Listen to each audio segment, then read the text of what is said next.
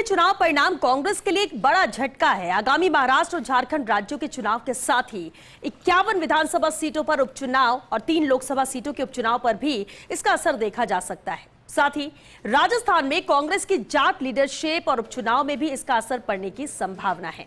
यह खास रिपोर्ट देखिए। लोकसभा चुनाव परिणाम से उत्साहित कांग्रेस पार्टी फूले नहीं समा रही थी। सोनिया गांधी ने कहा था कि अगर अब हम हरियाणा और महाराष्ट्र जीत जाएंगे तो देश की राजनीति बदल जाएगी, लेकिन ये दावा और खुशी ज्यादा दिन टिक नहीं पाई और हरियाणा में कांग्रेस फिर हार की हैट्रिक लगा बैठी।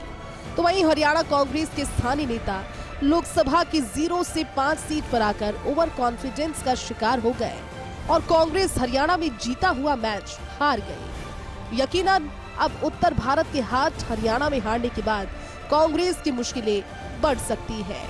इस हार का आगामी चुनावी राज्यों में असर पड़ सकता है। महाराष्ट्र और झारखंड में इसी साल चुनाव है। इसके अलावा 51 विधानसभा की सीटों पर उपचुनाव और 3 लोकसभा सीटों पर उपचुनाव होने हैं। राजस्थान की कांग्रेस पॉलिटिक्स में भी असर दिखेगा, तो झुंझुनू और रामगढ़ सीटों के उपचुनाव पर भी प्रभाव पड़ेगा, क्योंकि दोनों क्षेत्रों की जिलों की सीमाएं हरियाणा से लगती है। हालांकि वैसे तो हर राज्य की सियासत और समीकरण अलग अलग होते हैं, लेकिन जिस तरह हरियाणा में हार हुई उससे पार्टी नेता और कार्यकर्ताओं के मनोबल को डेंट लगा है। खुद हाईकमान नतीजों से हतप्रभ है और हार के कारणों के तथ्य आने के बाद सख्त कार्रवाई के मूड में है। राजस्थान की कांग्रेस पार्टी की जाट लीडरशिप में भी इसके दूरगामी परिणाम देखे जा सकते हैं। जाट नेताओं में नतीजों को लेकर एक अजीब सी हलचल और चर्चा देखी जा रही है। हरियाणा में कांग्रेस अब अगर हुड्डा परिवार से बाहर यानी नॉन जाट पॉलिटिक्स करती है तो फिर राजस्थान में भी उसका कोई ना कोई कनेक्शन या मैसेज जाएगा। कुल मिलाकर हरियाणा के रिजल्ट ने एक बार फिर से कांग्रेस हाईकमान और उनकी चुनाव लड़ने की रणनीति पर सवालिया निशान खड़े किए हैं। अब कांग्रेस इस चुनौती से कैसे निपटती है और कैसे फिर कार्यकर्ताओं का मोरल बढ़ाती है, ये गौर करने वाली बात होगी।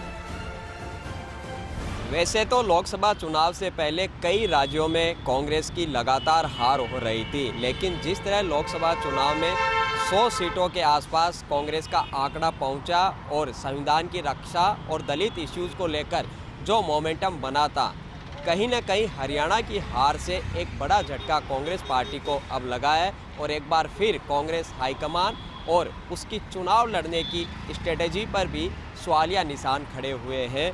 जाहिर सी बात है, आने वाले चुनावों पर भी हरियाणा हार का असर है वो देखा जा सकता है। कैमरा पर्सन साहिल के साथ मैं Dinesh Dangi, first India news, Jaipur.